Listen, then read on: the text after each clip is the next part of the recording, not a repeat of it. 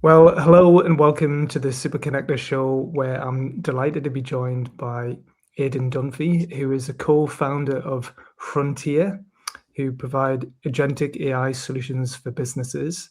And he co-founded this business about 6 months ago with Cyril LaRue. Yeah. Thanks for joining me, Aidan. How are you doing? I'm good, Paul. How are you?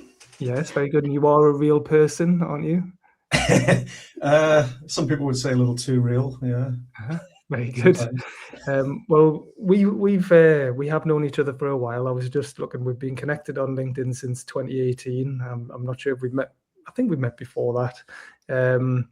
And you've had lots of very senior roles in. You spent about 20 years working for Orchard, Yeah, and then over 2 years working for Hedgehog Lab, and then you started your own business about 6.5 years ago. Is that right? yeah, frightening, isn't it? Yes, Yeah, and then now you're 2019. doing this business. So do you just want to, before we get into Frntir, do you want to just tell me a little bit about your background and how you got to where you are now? Yeah. So I started out at Orchard as a software engineer back in the day in the 90s. Blagged my way through an interview through having taught myself to code. Charm, charm. Yeah, absolutely. Yeah, charm, wit, desperation, maybe. Yeah, I'd sort of taught myself how to code as a kid, as one of those. This is before vibe coding, kids. ZX81s, Commodore 64s, all of that. Yeah, so I didn't look back for a long time. I mean, Orchard was a great place to work. Rose up through the ranks, did all the jobs. Ended up, so I worked in sales, in marketing, in management, consultancy, and ended up as head of product strategy for Orchard. And then after that, I went to the opposite end of the spectrum and had 2.5 years of absolute joy and terror at Hedgehog Lab. Absolutely, it was an absolute ride. Loved it. Working with entrepreneurs all over the world, some big names, building all manner of different kinds of software at high speed. Yeah, and after that, I decided, finally, I reached that age where I wanted to work for myself, and so I've been doing strategy and product management consultancy for a few years, and then about a year ago, Cyril and I started talking about getting into AI, and we got serious about it in the summer, and here we are. Very good. Yeah. So so you've worked in house so Orchard was a software company. Yeah. And then you've moved into Great big boring but critical systems. Yeah. Okay, so what were they doing? Like, it's one of those companies that I know of, but I don't really know what they do. Yeah, it was such a shame. It was one of the most established software companies in the Northeast. It's been there since 1979, believe it or not. Wow. And it was when I was there, we were it is now part of a larger company called MRI, but it's focused on social housing, local government. And while I was there, we also did some central government work. So but mainly it was big database systems. So it was managing every aspect of the business of social housing, which is a very complex thing. So the application that I ended up sort of in charge of was like 25 million lines of code, something like 30,000 screens in it. No one person understood all of it, right? It was huge. We had like 1,200 items on our product catalog. So it was like a real corporate success story in the Northeast. Yeah. Good company. Very good. So I know you joked a bit the boring business, but like important, that sort of thing. Oh, yeah, no, absolutely meaningful stuff. I mean, I still have a lot of friends from the social housing sector, and I'm still connected to it. So it's a very important industry. Yeah. And then long-term relationships. Yeah, and then you moved into like the agency world. So Hedgehog Lab was more of an agency, so developing products and software and apps for other businesses rather than their own unique bespoke software, which I mean, I don't know, they might have that now. And then you've done your own thing, and now you're moving into AI. So I think it's important to talk about that, because you have got the credentials and you've got the track record. I had enough of building products for other people and advising them how to build them. My turn.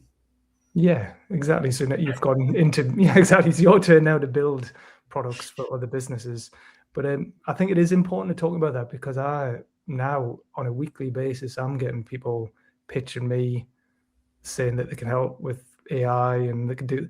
Oh yeah, everyone's an expert. Yeah, everyone's an expert, but a lot of them have no experience. They have no credentials. They've literally just decided that they're going to jump on this bandwagon and try and make. And it's understandable, right? Because it's the topic that's dominating the conversation everywhere, isn't it? So Yeah, I don't have a problem with people doing that, but I think you're right that there are talkers and there are doers, right?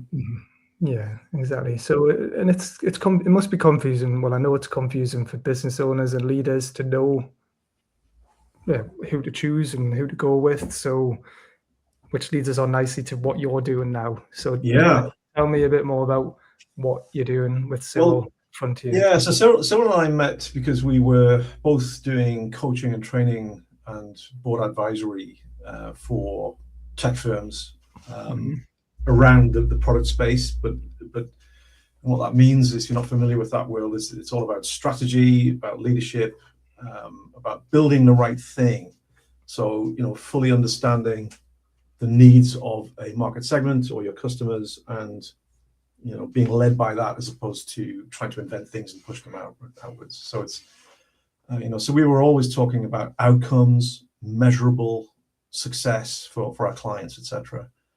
And we noticed the same thing, right? So we both had you might call it a lay interest in AI for a long time. So Cyril had become very expert at kind of using the tools. So he was very familiar with not just LLMs, but various other kinds of tools, and getting into agentic AI much more. I came at it from more of a technical direction, and it's kind of scratching an itch for me. I mean, I like to joke, a few people have heard me say this, but I like to joke about the fact that I first tried to build a large language model on my Commodore 64 in 1985, I think it was. Having seen some TV program on, like, with Judith Han or somebody talking about natural language processing. I didn't succeed. You may be not surprised to hear, but so this was something that tickled my tech buds, if you like, and Cyril was coming at it slightly more from the kind of from the business angle. But we both saw the same thing, which was a lot of BS, frankly, about AI, and too much focus on the hype and the very, very small but very kind of famous topics in AI, and not much real kind of delivery, right? So we decided, we founded Frntir with the initial vision that it would be business first, tech second, right? And so our offers are always quantifiable outcomes. So we sell based on measurable success, as opposed to look at this amazing technology, right? So we talk about business problems and solving them, as opposed to, oh, you need an AI, you need an agent, right? So we try to shy away from that language. Okay. So it's been a little bit of a journey. We started out kind of in a research mode, just trying to talk to lots of people and try to discern what the big problems were. We had a launch event in London in November, and it was very clear to us that there were we kept hearing similar problems. It's SMEs in particular. So we talk about companies between 50 and 500 employees, but that's our kind of sweet spot, if you like.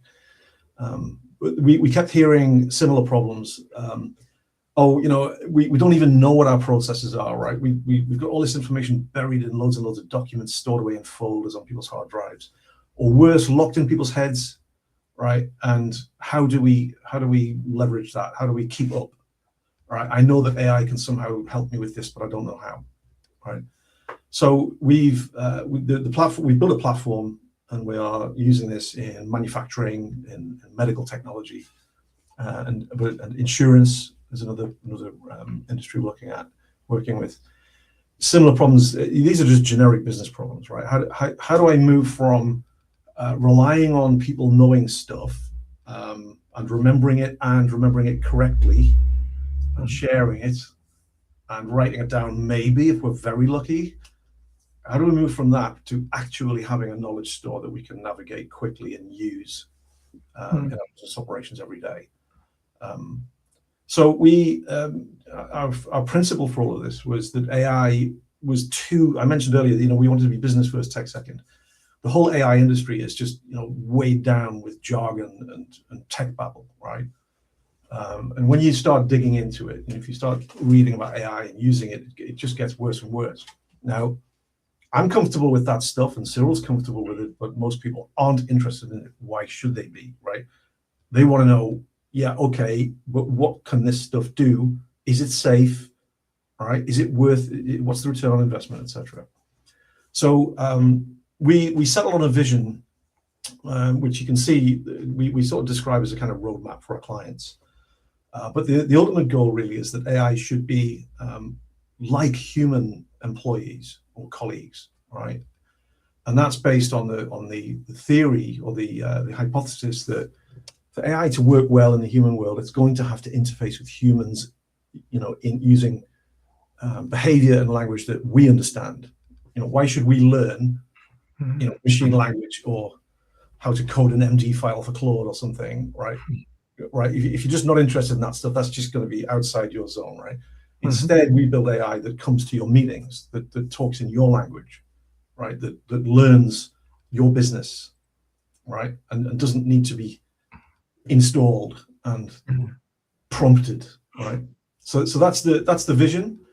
So we use this term. We don't even talk about agents. We talk about synths, like the synth idea, meaning an AI agent, if you like, that has a sort of semi-autonomous existence of its own, and talks to you and listens to you and has meetings with you and has its own schedule, right?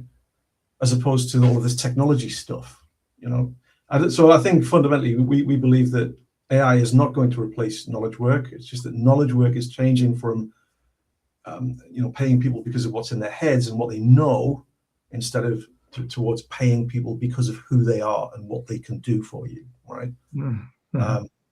And so synth AI needs to fit into that model also. Okay, no, I like that. So I think it goes back to like having the synths or the AI working for us, for our benefit and on our behalf, rather than absolutely the scary talk of us being slaves to AI and AI. Yeah, I mean, this is not a new story, is it? I mean, this is what people said when they invented the automatic loom. The Luddites went around smashing them up. And more recently, and you remember in the 90s when Microsoft Office became very popular, typists were just put out of a job wholesale. Every large business had rooms full of people typing. That disappeared, and everyone had their own computer and they did their own. We didn't find that the human race was out of a job. What happened was that jobs went up a scale towards higher level work, less monotonous, more interesting, more value.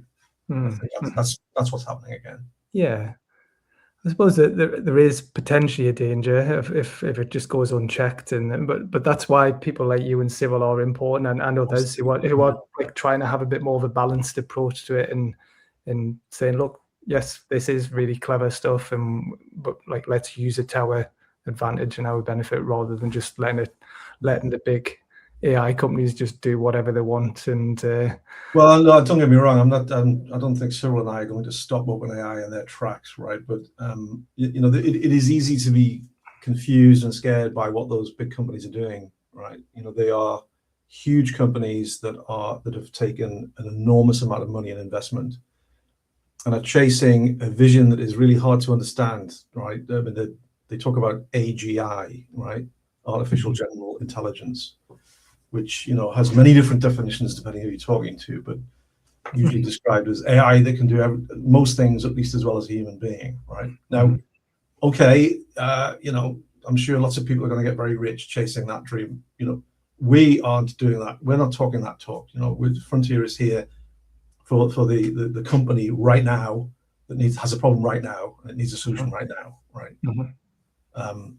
And that is not, it's not some pipe dream. It's here now. It's been here for some time, right? So, for example, we're working with a company manufacturing company in the medtech space. They're a global company. They have a ton of information buried in emails and CRM, in documents. And we are delivering them a simple chatbot that's integrated into their CRM, and they can just use whenever they want as well. that can answer questions like, have we ever formulated this before, right? Have we ever done this for a client, right? Do we have this in our capability? And it will search their private information that's not on the internet and ChatGPT doesn't know about, and come back within a few seconds with results that otherwise might have taken days. Yeah, no, that stuff's there now, right? Yeah. Forget all this kind of mad talk about replacing humans. But that's genuinely useful, because every organization, every team I've ever worked for has this problem where it's stuck in people's heads. Or they talk about institutional knowledge as well, and institutional memory, when people move on and everyone reinvents the wheel and try and do something again. And it's like, well, it's already been done. It just wasn't written down, or you just don't know where to find that it's actually already written down, unless someone pipes up and says, we have done this before, it is here. But but if you've got these synths or agentic AI tools that you're developing can search for that and pull it together, that's really valuable. So I mean, so I talk about documents, right, and emails and CRM, but I mentioned earlier that one of the problems many businesses have is that people know things in their heads and they never have time to write it down, right? Even if they want to, right? It was just too big a job. So we built AI that you can attend a meeting with it like this.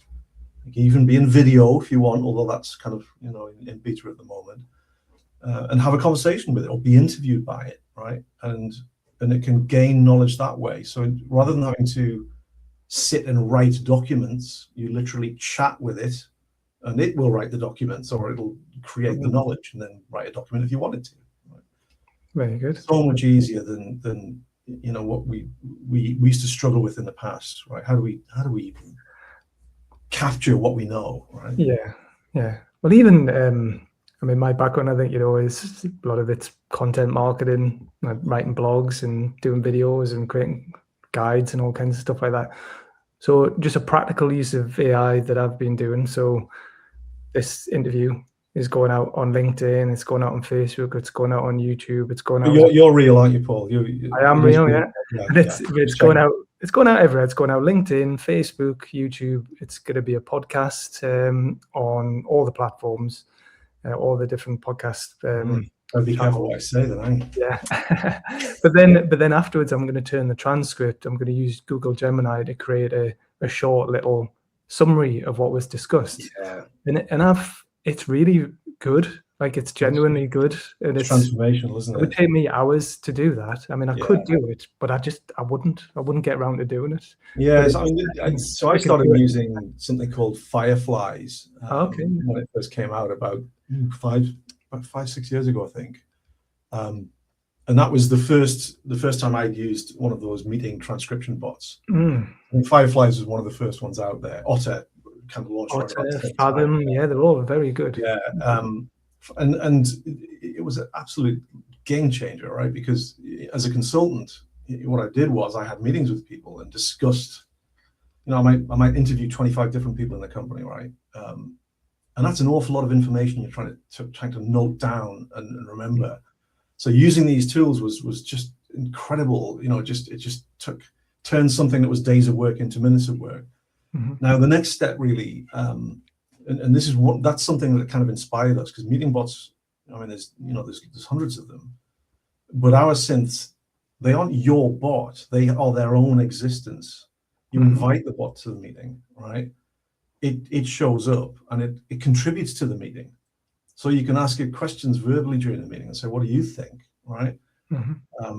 You can ask it to send a transcription out afterwards if you wish, and it can do that. But it goes well beyond that, right? It will remember everything it learned during the meeting. If you need to talk about something confidential, you can kick it out of the meeting or tell it to stop listening for a while, right? Just pretend you're not here. So these are the reason. These are all things that start to become, possible when you think about these tools actually behaving more like humans as opposed to just being a software tool, right? Yeah. So are you? I don't think I've heard the expression synth before. Maybe I have, but it's not. Yeah, others use it, but no, we haven't trademarked it. That we do. No, not yet. We just needed a word. We needed something.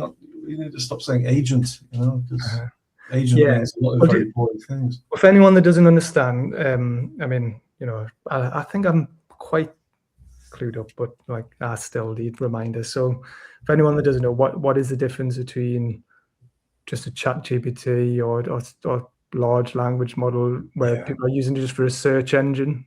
That's what most people are Yeah, using to answer questions, right? to answer Find questions. things. What's Yeah. the difference between that and a agentic or an agent, So, AI agent? so I mean, there's a technical definition and there's the kind of more intuitive one. And the intuitive definition is it's AI that will go off and do things on your behalf, right? So, and most of the things like ChatGPT, Gemini, they've actually been doing this for some time now. So, if you go back a couple of years ago, if you ask a question of something like ChatGPT, it would just answer you from what it knows, right? But then there was a change where they started saying, well, actually, I need to reason for a while. I may need to go and fetch some information from the internet. Maybe I need to even try something out, right? So if you ask it a technical question, like, can you do this? Can you build me some slides right now? These bots will make you some slides, right? So that's agentic because it's got the ability to understand your language, the large language model bit. It has tools like I need a tool to be able to make PowerPoint slides, for example, and it has memory, right? I know what you're talking about. I can remember, how to do this and what we talked about last week, right?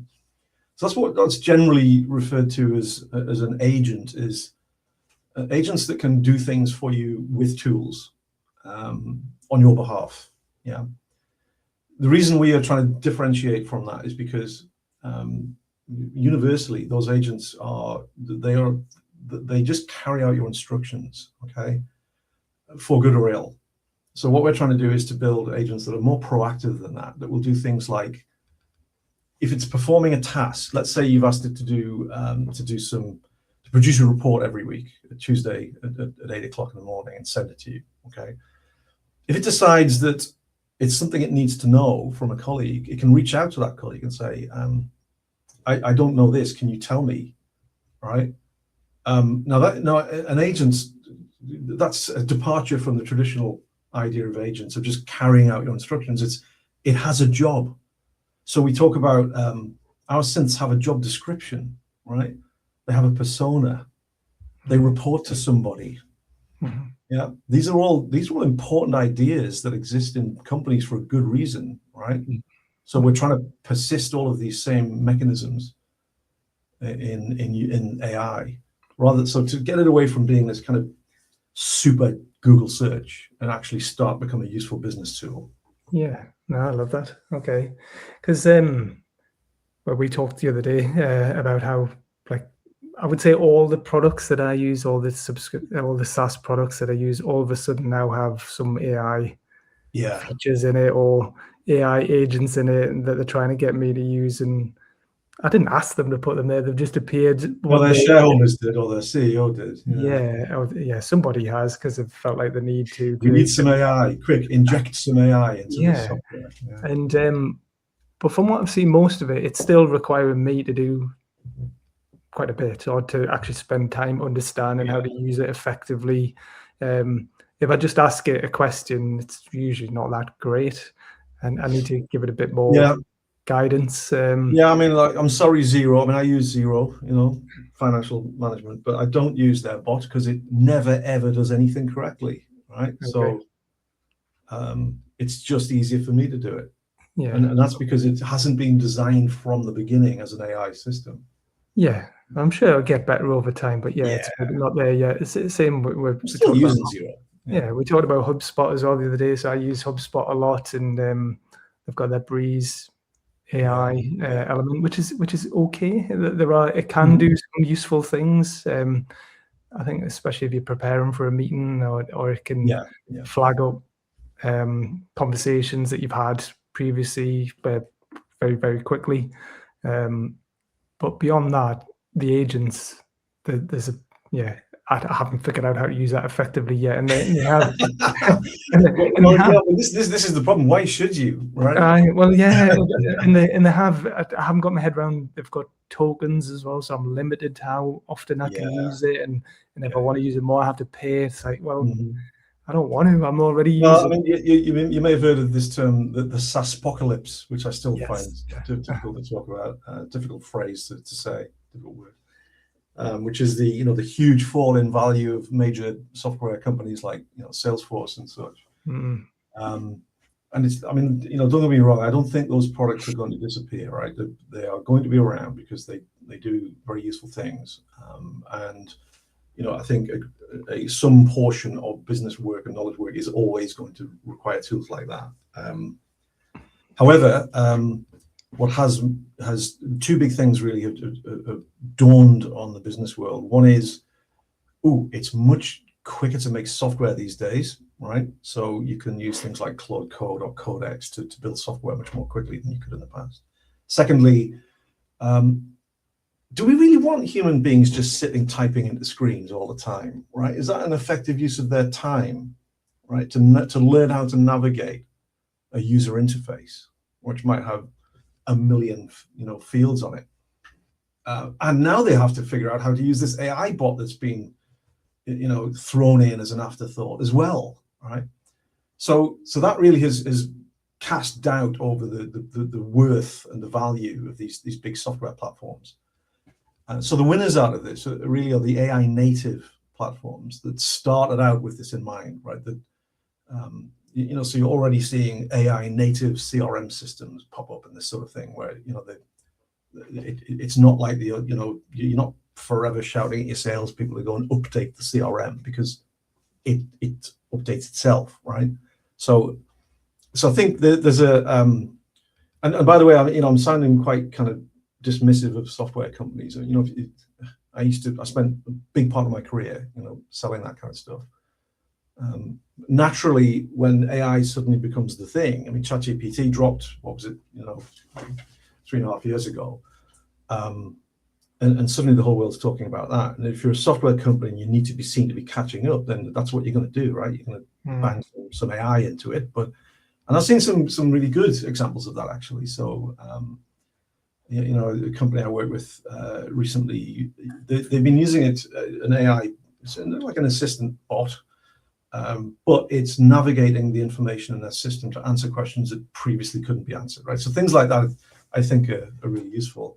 yeah. What really grinds my gears, and is just where it's the kind of stupidest customer service agent ever. It's like, how chatbots used to be, which of the following options, that none of which are relevant to you, do you want, right? And then you inevitably reach the point where it says, oh, you'll need to speak to a human agent, we'll talk to you next Wednesday, right? Now, a lot of those LLM bots, they are just like that now, except that they use flowery language and they sound very confident about it, but they still can't answer your questions, right? They still can't do things for you. So we're in the fortunate position of having started from scratch after and be able to learn from the hard lessons that many others have faced. So we started out thinking about, what is memory, right? So we thought, like, well, there's different kinds of memory. I need to be able to remember what we're talking about, Paul, right, in this conversation. I also need to remember where I am later today. I need to remember who you are and what we talked about last time we met. I also need to remember that I work for an AI company, and I need to remember how to build AI. So these are all different kinds of memory. Some of them are episodic, so-called. So what happened in that meeting last week, right? Or when I last tried this technique. Some is ephemeral. So I won't remember every word I said in this meeting. So you just remember the key bits maybe. And some of it is persistent, sort of long-term knowledge that stays with you forever. So we built all of that into our platform. And we also have to think about, if you're working in a business, you have to think about confidentiality, and that's like keeping internal information internal, but also not revealing somebody's salary to somebody else. And you need to think about sensitivity and culture in the business, right? So we think about tuning the way these things work in order to be able to work effectively with people, and follow the culture of your business. And so we've developed all this from, this has all been baked in from the beginning. It's been super interesting, I have to say. Yeah, no, exciting. It's really fascinating. I mean, you talked about the SaaS apocalypse. Like these SaaS companies, they were the disruptors of Yeah. the desktop software companies. I've seen that firsthand. I used to work for Sage, and for a long time they were cloud deniers, and then you had these upstarts who were purely cloud providers disrupting their market. Then Sage had to play catch up, had to sort of innovate from within, and took them a while to get their head around that. But then now you've got these AI companies, AI native companies disrupting the SaaS companies, and they're scrabbling to put AI in there so that they don't lose market share. But also, like you say, if they're looking to raise the next round of investment, that's when it becomes important, like really important, because the investors just aren't interested. Yeah. They're like, well, have you got any AI? No. Does your domain end with .ai? Yeah. Otherwise, I'm not interested. Yeah, exactly. And By the way, for I a was new just, business as well, like, investors are a bit like sheep. Like I've met a lot of investors, and I'm not, listen, if any investors watching this, I am not joining in this criticism. no, I it's love you all. understandable, but they're all looking to try and make a return on the investment. But being in so many meetings and met so many investors and seen pitch events and whatever, but it's like whatever is the trend. Okay, it's AI now. It's big data. It's I don't know. Well, what was it last time? It was blockchain, 16 years Blockchain, ago, mobile apps. Yeah, big data was big data. yeah. Is there any, and like, does anyone talk about blockchain now? No. Well, at the time, it's interesting. I mean, I think that's a good example, right? So that was a big hype, like in 2017, something like that, right? And at the time, I forget who said this, but there was some well-known pundit who said 3 things will be true about blockchain in the future. 1, you'll be using it. 2, you'll need it. Thirdly, you won't know that you're using it, right? And they're all true, right? So there are very well-established businesses doing very well based on blockchain today, but it's not hype anymore, right? It's not something that makes big news stories. So back when blockchain was a big thing, you may remember there was the Long Island iced tea company. I don't know if you remember this story, but they renamed themselves. So they refiled as the Long Island iced tea blockchain company, and their market cap leapt up overnight, right? Because loads of investor money was thrown out simply because they put the word blockchain into their company name, right? Incidentally, the 2 owners of that business are still in court now, dealing with the afterwash of that. But the point being, look, there's always silly money, if you like, that chases after trends, but the smart money looks at sustainable business propositions, right? Are you actually solving a real business problem for companies that can pay you for that, right? And that's what we are trying to focus on, right? Now, don't get me wrong, having .ai on our company domain name is important, because we do want to be recognized as an AI business, of course. That there's that kind of glow that goes around that. But to build a sustainable business and to deliver true value for your customers, you have to start with the problems and work back, right? That's what we're doing. So let the hypesters hype. That's fine. I don't care. Right? And in a couple of years' time, when everybody says, "Do you remember all that stupid AI stuff?" Right? I'm confident we'll still have lots of very happy clients. Yeah. No, that's good. Yeah. No, you're right. I mean, there's definitely.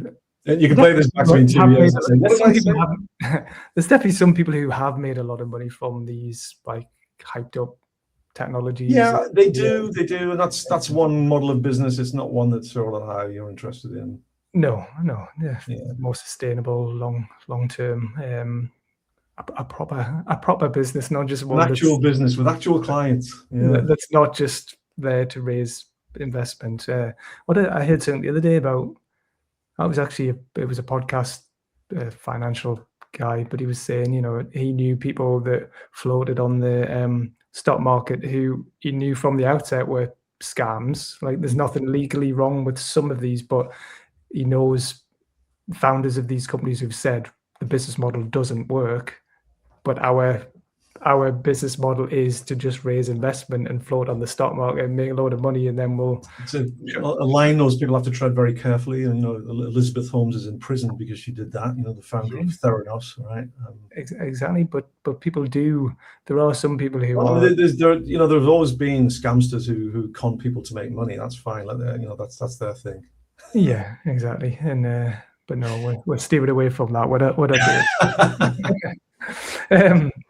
So you talked a bit about the some of the clients that you're working with at the minute. So, I mean, you don't need to go into too much detail, but like from a practical point of view, what problems do they have, and what are you helping them do? Yeah, so the problems are easily articulated, right? And they don't talk about. I mean, sometimes they come looking for AI, right? But the problems are things like our clients ask us to price up a job, which might involve pricing 120 different elements. The cost information about those components are buried in PDFs that have been sent to us by our suppliers. We don't have any price catalog. The suppliers keep changing the prices, and the only form we get them in is some more emails with PDFs.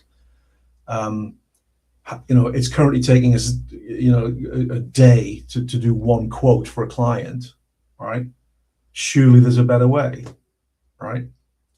So this is not this is nothing to do with making fancy videos or having general intelligence. This is the kind of work that humans have to do today, which is really soul-crushingly boring, right? And is just perfect for a synth to do, right? And the synths behind me here, don't listen. I'm sorry, guys. I'm giving you the boring work, right?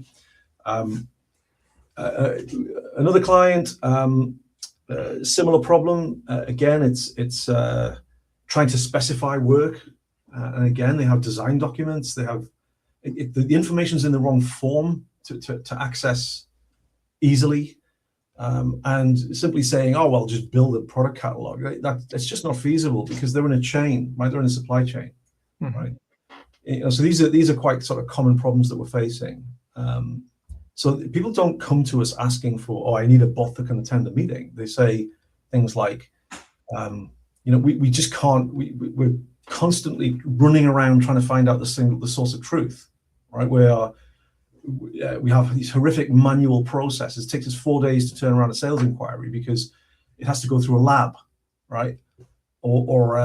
It's not because there's anything wrong with the people involved. It's because the information architecture just isn't there.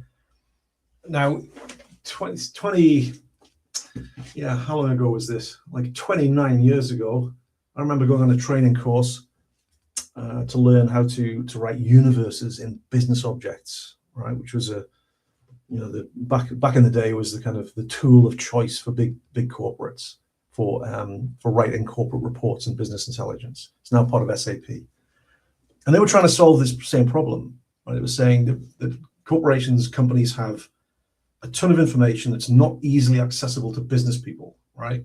And so the idea was that you built a semantic layer. You built this kind of set of objects that were written that were kind of business language, and a business person who didn't understand SQL queries and all that could just drag and drop these things into a report, and hey presto, there's your information. Well, it never worked, did it? Right? I mean, my whole career, I've been hearing people say this. Well, yeah, but you need to clean your data up, and you need to have a better, have a schema and have a data dictionary and all that. Has it ever worked, right? Here we are, nearly 30 years on, we're still saying the same thing. The thing that's really changed is over the last 2 to 3 years is that these large language models now mean you don't need to do that. You can extract information from the documents you have, right? You don't need to go through some great big data engineering exercise, which will result in something that is clean for 5 minutes. Yeah. Now don't get me wrong. One of the things we're working on is extracting structured data from what we do to create analytical data. So if you want to start doing maths on it and that sort of thing, that's on our roadmap. But the world's changed, right? The large language models have changed it because they speak English and other languages, but mainly English best. They do English better than other languages at the moment, but and so and the language of business is written in English and in spreadsheets, right? So we now have a means of translating this stuff into a form that can be automated very easily. Yeah, and it's possible. Well, it's you can do this right now, can't you? But I think it goes back to you and Civil have experience in business, so you know where the challenges are, and you've also advised lots of businesses as well, so you know where the common pitfalls and problems are as well. So that enables you to understand how to provide the solutions that can help people through your business now. No, I think it's an exciting time to be doing what you're doing, and yeah, I know that. So if people want to find out more, what's the best way to find out more other than following you on LinkedIn? What's your website? Well, I mean, just do that. Drop us a line. They've got the obligatory contact us form on the website, Frntir.ai, of course. Or indeed, just say, Paul, who was that guy you were talking to? I had the same hairstyle. Did you see what my friend Simon described you as? No, go on. He said, "Oh my God, it's like a younger, hotter version of Aidan." Yeah. Wow. Ray. Yeah, I know. What the synth? At first, I thought you meant my photo of myself, and I realized no, he means Paul, doesn't he? I was disappointed. Wow. Okay. Simon, if you're watching this, you owe me one. Well, I was going to say it's like looking in a mirror, actually. Don't do yourself down, Paul. Come on. No, you're a handsome chap, and a very, very smart, handsome chap as well. Tell my wife this, will you? Just okay. Tell her that you're younger, hotter. that you were very. The other thing I was going to mention on your website, I think is really good. You can download a free guide, like a practical guide. Yeah. Which I did download, and it's very, very useful. How did you find it? Good. Yeah, glad you liked it. So yeah, I mean, look, we don't do the sort of BS hard sell stuff, and I know people say that, but there's hopefully a lot of my friends are watching today. Hello, or later. Cyril and I both made a name for ourselves in business through, telling the truth and not playing any funny games, right? So if you just want to chat about this, if you just want some advice on your AI, I'm more than happy to chat. Because the way I look at it is, if you make friends with people, you've got a better chance that one day they may come back and say, actually, we need to do something, right? Yeah, exactly. Plus, I just like doing it. So. Yeah. Well, yeah. Well, it's in your blood, I suppose. Well, obviously, you've been doing it for that long that you. I'll try to get into a position, Paul, where for my living, literally all I do is chat, right? Well, I found myself doing a lot of coding again recently. Better get those synths working so they can do all that for you. I will. I mean, we'll get the synths building all the other synths, post haste. I mean, we're kind of doing that already. It's like we're using AI to build the AI, of course. Well, also, I think you do post and publish some really interesting things on LinkedIn. Sometimes things that maybe I shouldn't post. Yeah, no. Well, something that obviously grabbed people's attention recently was the post about OpenAI. Yeah. So, oh God, yes. Yeah. So when Cyril and I set about doing this last year, we agreed that it was only a matter of time that the big firms must be working on this, right? And we thought it would be Google, right? So Google, of course, with their DeepMind division, have really led the way in theory about AI in many times over the recent years. And so we kind of expected that Google would announce that they now had this kind of corporate, semi-autonomous agent, and when they released Gemini 3 a few months ago, they kind of, there was a strong hint dropped at the time that they were doing this. What we didn't expect was OpenAI suddenly releasing something and calling it the same name as our company, right? So their platform is called Frntir, except spelled correctly, because when I did look up the Frntir.ai with all the vowels in, it was going to cost $500,000, and we didn't have $500,000, so I didn't I didn't buy that version. I bought the version without the vowels in. Clearly, OpenAI can afford $500,000 for a domain name. Mm-hmm. So I wrote to them, not really expecting to get a response. I sent a very polite email saying, this is awkward. Right? Our company does the same thing as your platform and has the same name. And I got a very nice reply pretty quickly from somebody at OpenAI saying, that's okay. That's all right. You just carry on, more or less like that. So, so I have it in writing that they're cool with it for now. Let's see. It'd be nice if we become a problem. Yeah, well, just stirring the pot a little bit, you might find that Google or Microsoft or like a competitor might buy your business off you, just to stick one in the eye. Look, I mean, we're not for sale, unless it's $1 billion. Just okay. It's interesting, yeah. But like we did a platform event at the Microsoft office in Edinburgh last year. Cool. And it was a really good event. But they had a guy there from Microsoft doing a demo, and he was talking about, they're very good at practical examples and showing you how they're using it. Yeah. But we're working very hard at this. Microsoft are running a lot of free training courses and things.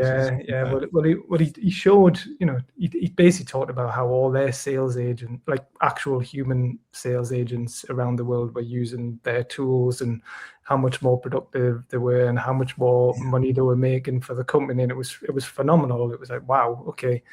But then my business partner Neil turned to the guy next to him and was like, "Oh, this is pretty impressive, isn't it?" And the guy was like, "Yeah, it was my job at Microsoft to like implement this and roll it out across the company, and it's been a big success." He goes, "But now I've been made redundant." Oh dear.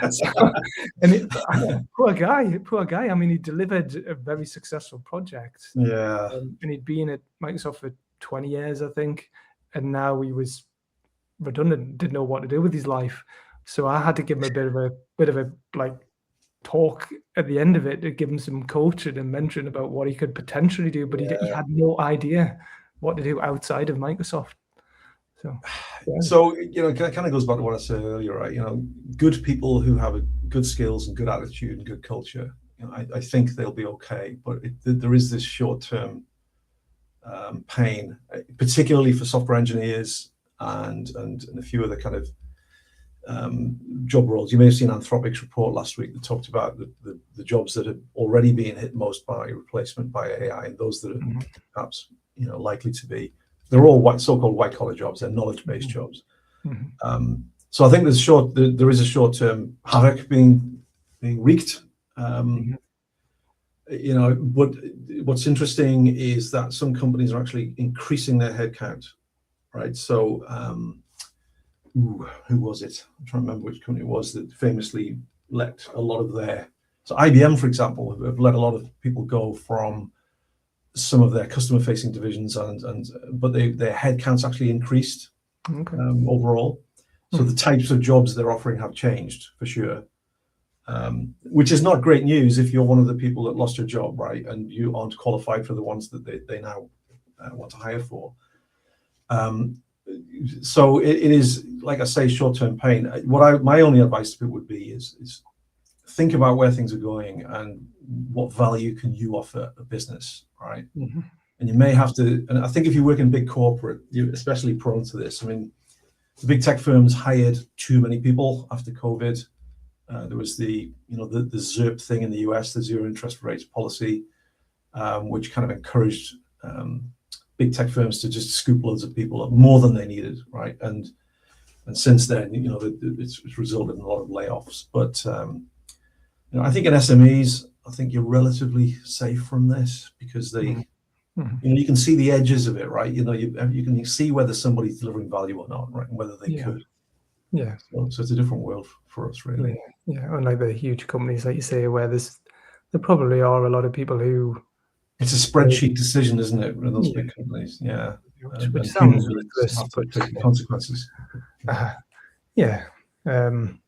No, interesting. Very, very fascinating where we're at. But I'm really glad that you and Civil are working on what you're doing, because you're two good guys who are. So am I, and I'm honestly having so much fun. It's you know, I've been wanting for years to kind of work my own product business, because I've never done it before. It's always been somebody else's, and it's great. But the downside is having to eat your own dog food, having to take your own advice. Even have you researched that with customers? Cyril keeps me honest.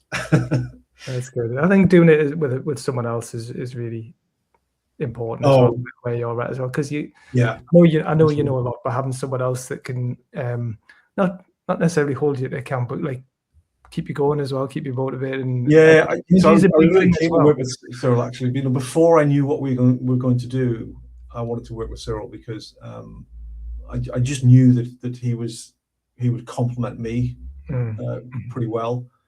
You know, so he's a lot steadier and thinks about things more deeply, and you know, I tend to kind of skid around quite a bit, so I kind of need somebody to keep me grounded, right? So I really enjoy working with Cyril. Yeah, well, I've met Cyril and recently, and yeah, I can see that, and I think you'll both support each other and inspire, and there'll be times when one of you is really tired and the other one's there to like keep you motivated. And I was just thinking actually about tiredness. Actually, you know, when you're a business owner, sometimes your productivity is affected by how tired you are and how much coffee you've had. Exactly. Whereas these synths that you're talking about and AI agents, they don't get tired. So but that's an interesting question. They also need to move at the pace of the humans. Yeah. Right. There was an interesting report by Harvard Business Review recently, which said that work isn't reducing; it's getting more intense. And I think that's a temporary effect. But it's at first I thought, this is just a kind of like AI denial thing. But I've kind of experienced that myself now. That you can do so much so quickly that you just can't stop doing it now, right? And it's and that'll burn out. You know, you have to reach a point where you say, actually, I know I could, you know, tear up trees this evening, but I'll just watch the telly instead for an hour. And I think more broadly, this is going to be the effect that AI, you know, in theory, can move at almost infinite speed, right? But what use is that to us actually, right? Yeah. It's not that doesn't work. That won't work well with the human world. So I think, as I say, I think AI has to fit around us, not the other way around. Yeah, that's an important point to make, definitely. And allow yourself that time to relax. And I can't afford all the coffee as well. Well, you do have a very cool co-working space of your own, don't you, in Hexham? So with your coffee. So if anyone doesn't know what like that, is that open? Same space, yeah. I mean, I'm actually sat in there now. I mean, I didn't want to miss a branding opportunity, right? So you know, hence the silly background. So is that open every day of the week or just? Weekdays 8 till 6. And weekends when I want it. Yeah, so if anyone's in the Hexham area, Corbridge or Northumberland area, and they need somewhere cool, a bit different, to change of environment to work from. And there are no robots in there, just to be clear. No, right? But you have done a really good job with that. So definitely encourage people to pay a visit. Thank you. Yeah, good stuff. What's the website for that? I should know this. I'm just putting samespace.work. Right. Okay. Cool. Check that out as well. Which kind of confuses people. Yeah, I've never had a .com. Just I don't know. It just feels too American. You know? Yeah. Very cool. Very cool. Right. Love it. Thank you very much. Always enjoy talking to you, Aidan. Likewise, mate. Likewise. Always a pleasure and really interested in what you're doing and valuable as well. So thank you for that. Thank you. Yeah, appreciate it. Okay. And I'll remember you, Paul. I'll remember you when I'm in the upper echelons of global business. So, okay. Cool. Well, my castle. Yeah. Well, the world will remember. It's who